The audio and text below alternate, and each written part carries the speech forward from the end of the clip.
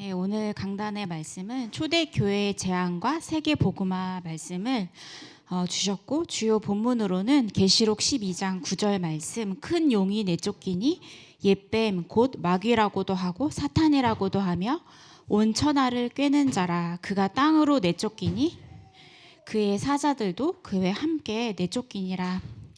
그래서 네, 숨이 조금 지금 뛰어오느라고. 네, 이제 이제 하늘에서 그 영적 싸움에 마귀가 실패를 해서 이 땅으로 내쫓겼는데 그의 사자들 귀신들도 함께 내쫓겨서 가장 먼저 이 땅에서 요한복음 8장 44절 너희 아비 마귀, 그래서 이 속에 빠지게 해서 많은 사람들을 지금도 고통 속에 빠뜨리고 있습니다. 그래서 제일 먼저 이제 하늘에서 영적 싸움이 시작이 되었다. 그래서 이 영적 싸움이 있었는데 사단이 완전히 패해서 이 땅으로 쫓김을 받았습니다. 그래서 가장 먼저 쫓김을 받아서 누구를 먼저 공격을 했는가? 바로 아담과 하와를 공격을 했습니다. 가정을 공격을 했어요. 그래서 이 아담과 하와를 먼저 공격했다는 뜻은 이 가정이 굉장히 중요하다는 뜻입니다. 그래서 가정을 통해서 렘넌트들이 자라나는데 최종 목적은 렘넌트들이 세워지지 못하고 복음 붙잡지 못하게 해서 세계 복음화의 언약을 놓치게 하는 것이 바로 사단의 이 전략입니다. 그래서 이제 창세기 3장 이후부터는 이 땅에서 우리가 살아가는 이 땅에서 영적인 싸움이 시작이 되었습니다. 그런데 우리가 스스로 영적 싸움에 승리할 수 없는 것을 아시고 우리에게 그리스도를 약속하셨습니다. 그래서 창세기 3장 15절 이 그리스도의 언약을 우리에게 주시고 승리하는 그 이름 오실 메시아 그리스도의 언약을 붙잡도록 우리에게 창세기 3장 15절의 언약을 말씀을 주셨습니다. 그래서 이 가정이 얼마나 중요한가. 그래서 이게 제이 권사님께서 이렇게 사진을 이제 찍어서 보내주셨는데 도서관에서 이렇게 어린이실, 저는 어린이실을 갈 일이 없잖아요. 근데 이제 제이 권사님께서 이제 캠프를 통해서 포럼을 주시는데 이 어머니들이 너무 고민이 진짜 되시겠구나 하는데 이 책이 제목이 우리는 페미니스트 어린이입니다. 그리고 남자도 분홍을 좋아해. 요게 이제 신작 이 책으로 이렇게 꼽아져 있는 거를 우리 제이 권사님께서 사진을 찍어서 보내주셨거든요. 근데 이제 이 페미니스트는 잠시만요. 너무 힘들어가지고 막 뛰어와가지고요. 전력 질주해서 제가 뛰어와서 이 페미니스트는 남자의 그 권위를 인정하지 않는 거잖아요. 특히 가부장적인 권위를 절대 인정하지 않고 이 여자의 권위를 딱 드러내는 거죠. 그래서 막 요새 막 그 문제가 되는 게 광고에서도 그 남성을 비하하는 그런 제스처가 있더라고요.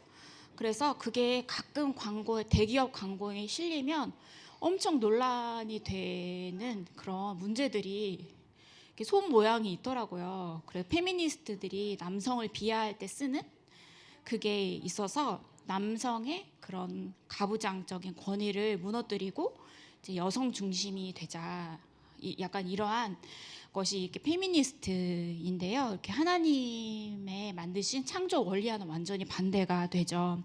또 이제 앞으로 이제 한국은 그래도 이제 이런 문화가 없지만 미국은 이미 어떤 주에서는 이 남자도 엄마가 될 수 있는 남자끼리 결혼하고 또 여자끼리 결혼하는 그런 일들이 있는데 이 동성 결혼이 합법화되었을 때 이게 완전히 이게 하나님과의 반대되는 사상이잖아요. 그런데 이거를 렘넌트들에게 어떻게 설명을 할 것인가. 앞으로 이런 문화가 막 들어오는데 그래서 저는 이제 어린이실을 갈 일이 없기 때문에 이런 거를 생각도 못했는데 제이 권사님께서는 이렇게 렘넌트를 양육하시니까 이런 고민이 진짜 되겠다 이런 생각이 들더라고요. 그래서 사단은 가장 먼저 가문과 가정을 무너뜨리기 위해서 이런 여러 가지 제도를 통해서 하나님이 만드신 그런 이 남자와 여자의 그 경계선을 사단이 무너뜨리겠구나. 그래서 앞으로 이렇게 많은 이렇게 복음과 반대되는 문화들이 아이들의 삶 속에 막 들어올 때 부모님들이 어떤 답을 줄 것인가. 오직 복음, 섞인 복음이 아닌 오직 복음을 전달하지 않으면 이 문화에 다 휩쓸릴 수밖에 없겠구나라는 그런 생각이 들더라고요. 저는 이렇게 한 번도 생각해 본 적이 없는데 아이를 기르시는 부모님들은 이게 한 번쯤은 생각을 한번 해봐야겠다. 왜냐하면 사단은 가정 가문을 제일 먼저 공격을 했기 때문에 그만큼 이렇게 렘넌트들이 소중하잖아요. 중요하잖아요. 그래서 섞인 복음, 대충 복음이 아니라 오직 복음을 전달해야겠습니다. 그래서 이 다음 주에 한번 도서관에 가서 이렇게 좀 책도 보고 한번 확인을 이제 해보려고 하는데요. 이제 영적인 싸움을 이제 대신해서 싸우는 하나님의 군대 장관은 천사 미가엘이다 이 말씀을 주셨죠. 그래서 우리가 기도하고 영적 싸움 싸울 때 천사가 동원이 됩니다. 그래서 히브리서 1장 14절에 모든 천사들은 섬기는 영으로서 구원받을 상속자들을 위하여 섬기라고 보내심이 아니냐. 그래서 우리가 기도하고 영적 싸움 싸울 때 눈에 안 보이는 영적인 세계에 어떤 일이 일어나는가 우리가 눈에 보이지 않지만 실제적으로 이 언약을 붙잡아야겠습니다. 그래서 우리는 우리 힘으로 절대 영적 싸움에 승리할 수 없기 때문에 우리가 그리스도 이름으로 영적 싸움에 승리를 하는 거죠. 그래서 영적인 싸움은 우리의 차망 대신 그리스도께서 십자가에서 이미 이 승리를 하셨습니다. 십자가에서 사단의 머리를 완전히 박살을 내셨습니다. 그래서 사단은 언제 끝나느냐? 천국 복음이 전 세계로 증거되는 그 날에 무적행에 완전히 갇히게 된다 이 말씀을 주셨죠. 그런데 한 번 하나님의 자녀는 영원히 하나님의 자녀죠. 우리가 언약을 놓친다고 해서 하나님의 자녀의 축복이 없어지는 것이 아니죠. 그래서 우리가 이 땅 사는 동안 속지만 않으면 된다. 언약을 놓치지만 않으면 된다. 그래서 사단의 전략은 끝없이 복음 가진 자를 속입니다. 그래서 섞인 복음, 대충 복음 해서 오직 복음 하지 못하도록. 그래서 이 사단의 목적은 세계 복음화를 완전히 계속해서 지연시키는 거죠. 그래서 복음을 놓치게 만들어서 세상과 타협하게 하고 결국에는 영적 싸움에 지게 만드는데 이러한 사단의 전략을 우리가 정확하게 알고 영적 싸움을 싸워야겠습니다. 특히 이제 말씀 중에 초대교회에게 세계 복음화의 축복을 주셨는데 이것을 놓쳤습니다. 왜냐하면 복음이 아닌 다른 것으로 많은 문제들을 일으켰기 때문이죠. 그래서 베드로가 이제 3번이나 환상을 보고 하나님께서 이방인 고넬료 집으로 보내셔서 식사하고 말씀을 전했는데 이것을 이유로 많은 그 할례자들이 비난을 했습니다. 어떻게 이방인 집에 가서 식사를 하느냐, 어떻게 이방인과 말을 섞냐, 이런 것으로 베드로를 엄청 비난을 했죠. 지금도 똑같은 일이 일어나고 있습니다. 교회 안에서도 이제 복음이 아닌 말도 안 되는 것으로 공격하고 해서 이제 시간을 계속해서 낭비하게 하고 있죠. 또 이 초대교회가 바울이 가는 그 전도 현장마다 방해를 했습니다. 그래서 초대교회로는 안 되기 때문에 하나님께서 바울을 세우셨죠. 그런데 이제 여러 가지 말들로 또 옳은 말을 하기도 했는데 이것마저도 자신도 모르게 복음을 방해한 겁니다. 그래서 할례를 받아야 구원을 받는다. 우리가 그리스도로 말미암아 구원을 받는 거잖아요. 근데 할례를 받아야 구원을 받는다. 또 유대인처럼 되어야 구원을 받는다. 또 바울의 사도직에 또 시비를 걸었습니다. 우리는 12 제자로서 예수님을 직접 보고 예수님을 따라다녔는데 너는 예수님을 따라다니지 않지 않았냐? 네가 어떻게 사도냐? 이런 식으로 시비를 걸고 공격을 했죠.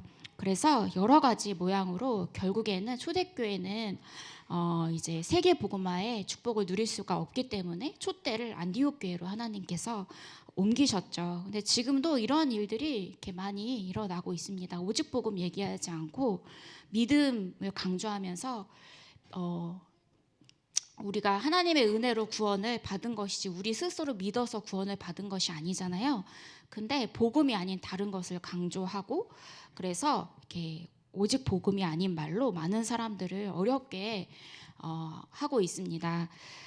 그래서 여기에서 많은 문제들이 나왔는데 이렇게 성경 말씀이 갈라디아서 2장 11절에서 16절 말씀에 이렇게 쭉 이렇게 써놓은 거 보면 이렇게 바울이 여기에 대한 이 베드로를 이렇게 책망하는 그런 내용이 나옵니다. 그래서 갈라디아 2장 11절에서 16절 한번 살펴보시면 되겠고요.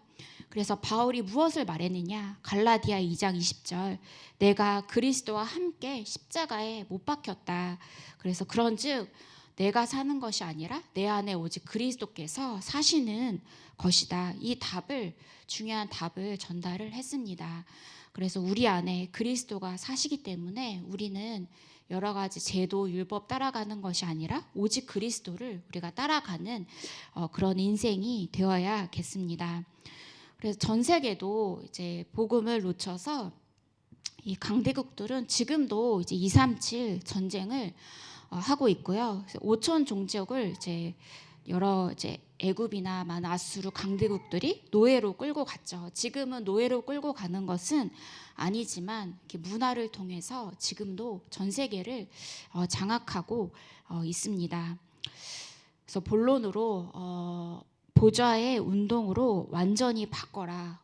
보좌에서 내리는 그 힘으로만 바꿀 수가 있습니다. 그래서 나 자신부터 300% 준비가 되어져야 한다 말씀을 주셨고요. 전문성 100%, 현장성 100%, 시스템 100%다. 그래서 바울이 엄청나게 많은 현장을 다닌 것이 아니라 성령 인도를 세밀하게 받고 정확한 아주 소수의 장소에 이 300%의 이 전문성을 이렇게 심었습니다. 그래서 환경과 상관없이 하나님의 이 망대를 넘어서는 완전히 하나님의 요새가 세워지는 그 축복을 누려라 이 말씀을 주셨어요. 그래서 바울은 어떻게 시작을 했는가? 100% 성령 인도 받았다.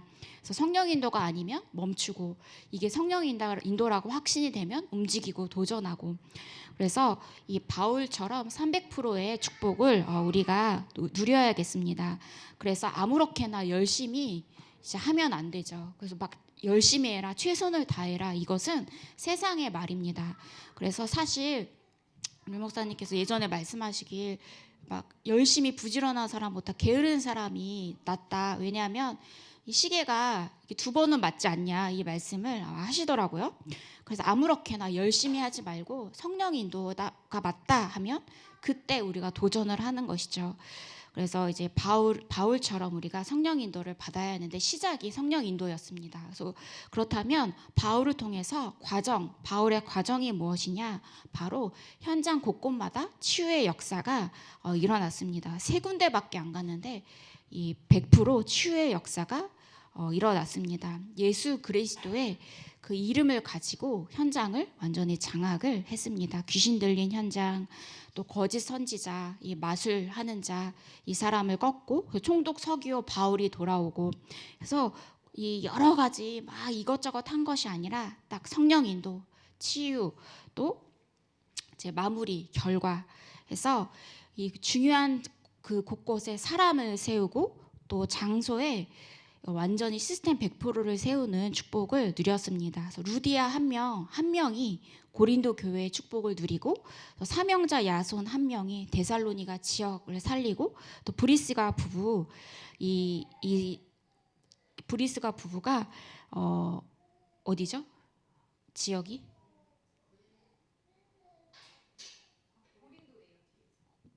고린도인가요? 네, 그래서 그래서 한 사람이 너무 이렇게 중요하다. 그래서 이 한 사람이 그 지역의 영적 싸움을 싸우고 한 지역을 완전히 살리는 축복을 누렸죠. 그래서 또 이렇게 중직자 이번 다음 주에 임직식을 하게 되는데, 그래서 한 지역, 한 나라 이렇게 붙잡으라고 하셨잖아요. 그래서 그 한 중직자가 전부 다 그 지역을 살리는, 그래서 완전히 영적인 싸움에 승리하시는 우리 태영아 부모님들 되시기를 기도하겠습니다. 오직 그리스도 붙잡고 한 주 동안 승리하시기를 기도하겠습니다. 하나님 아버지 감사를 드립니다.